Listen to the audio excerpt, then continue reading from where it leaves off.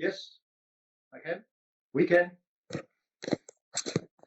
Thank you. Thank you very much, and hello from Sweden. First of all, congratulations for a very well-performed conference, despite all circumstances. Our compliments. Secondly, thank you very much for letting us present our non-profit industrial consortium, Navelink, one of the operational maritime connectivity platform instances. And next slide, please.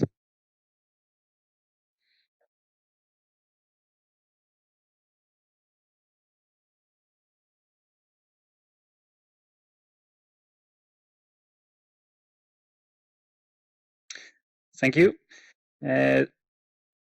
So, which problems do we provide or try to provide solutions for, and how can you benefit? And before presenting Navelink in detail, one of the most interesting questions is, of course, what do we bring to the table to the maritime community? What do you or we all benefit by using or becoming enrolled in one of these instances, for instance, Navelink?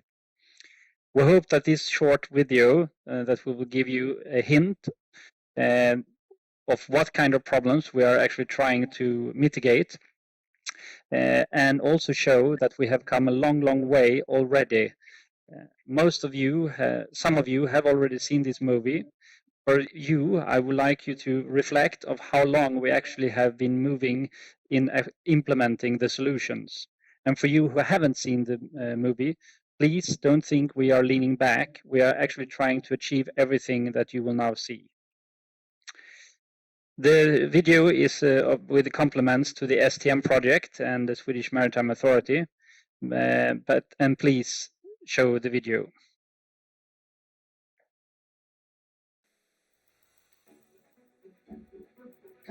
With thousands of ships carrying millions of tons of cargo, small decisions easily have great consequences. Uncoordinated data between ships and ports is synonymous with monetary loss when vessels are delayed, fuel burned, and suboptimal routes are chosen. We are changing that.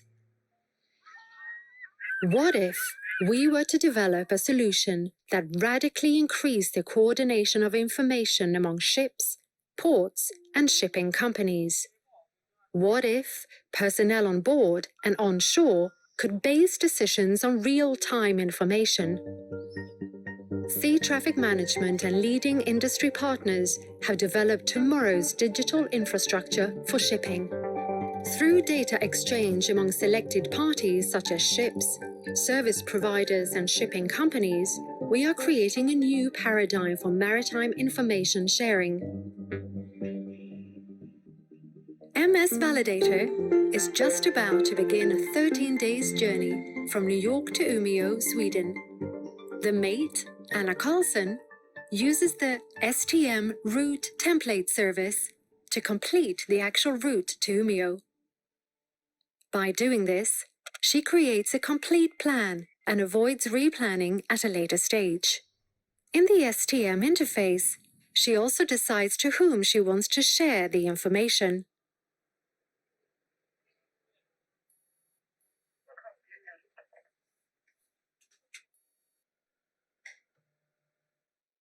Two days after the departure, a storm has developed ahead and threatens to delay the ship's arrival time. The mate, Anna, receives a proposal of an optimized route from a weather optimization provider. By accepting the new route, she not only avoids the storm, but also notifies all other concerned actors of the updated voyage plan. At Shore Center, the operator receives a notification. Something is wrong. MS Validator is deviating from her voyage plan and must be checked out. Since the deviation was detected in time, a possible incident could be avoided by using the enhanced monitoring service. MS Validator is now in the Baltic Sea, and according to ICE-Info, severe ice conditions can be expected. This time, reduced speed and delays can't be avoided. The logistical puzzle of ports, Pilots, tugboats, and linesmen must be torn up and remade once again. With STM port call synchronization, you will be assisted doing this without lifting your phone. Some simple operations in the STM interface briefs every concerned actor about the new situation, giving them a chance to reschedule and report back.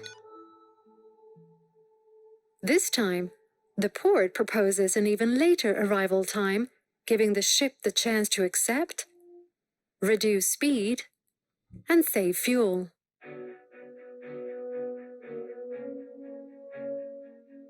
MS Validator has reached a destination in Umeå. STM reduces risks and makes the maritime transport chain more efficient. The beneficiaries will be the shipping industry, its customers, and the environment. STM makes your working days simpler and safer, while maritime transport gets more efficient than ever.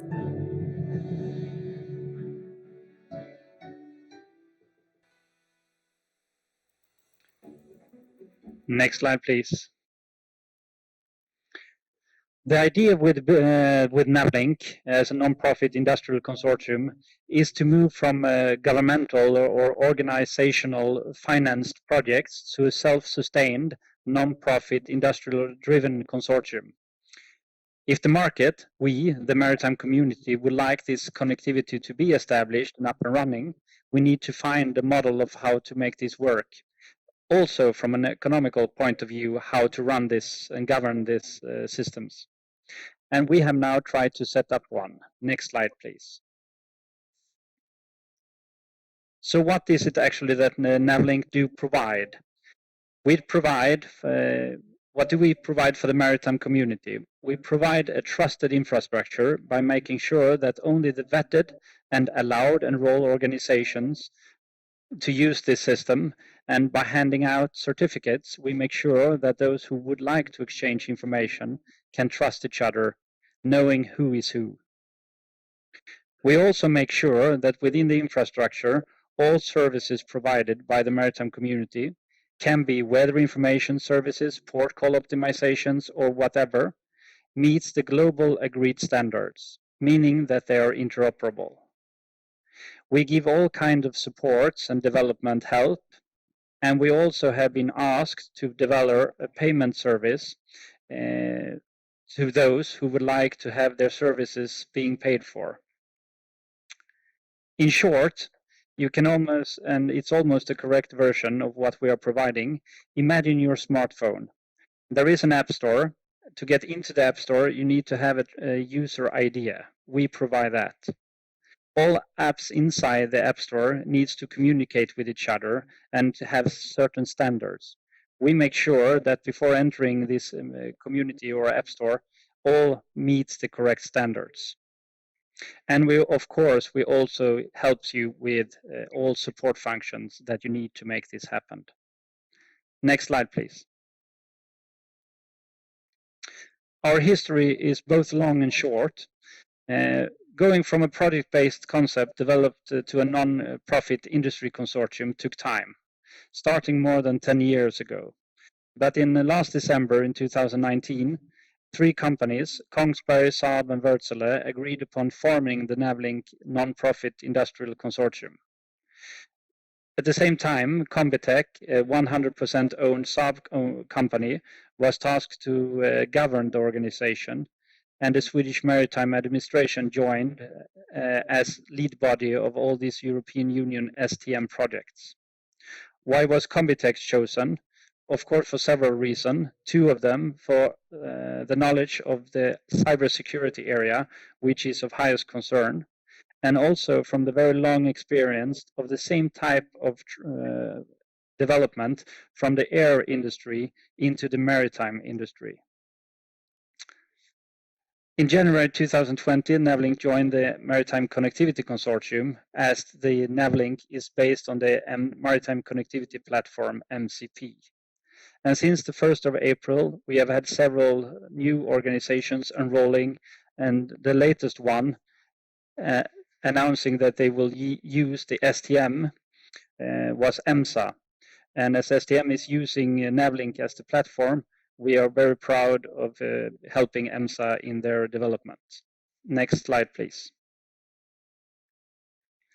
The Navelink status of today is that we are onboarding new members almost every day.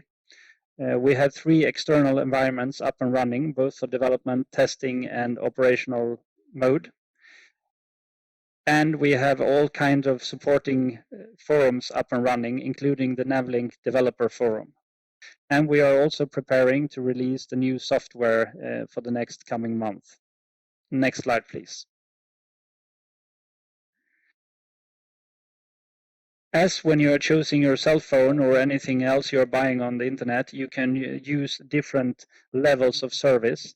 And of course, the Navelink are providing you with that choices, from the minimum users to those who would like to have all the services that this infrastructure provides. Of course, pending what kind of enrollment you would like to have. Next slide, please. Excellencies, Secretary Generals, Director Generals, officials, ladies and gentlemen, thank you for letting us show you what Navelink are today and what we would like to become as part of the MCP as we are today. Thank you for your attention, and I'm ready to try to answer any of your questions if you have any. Thank you.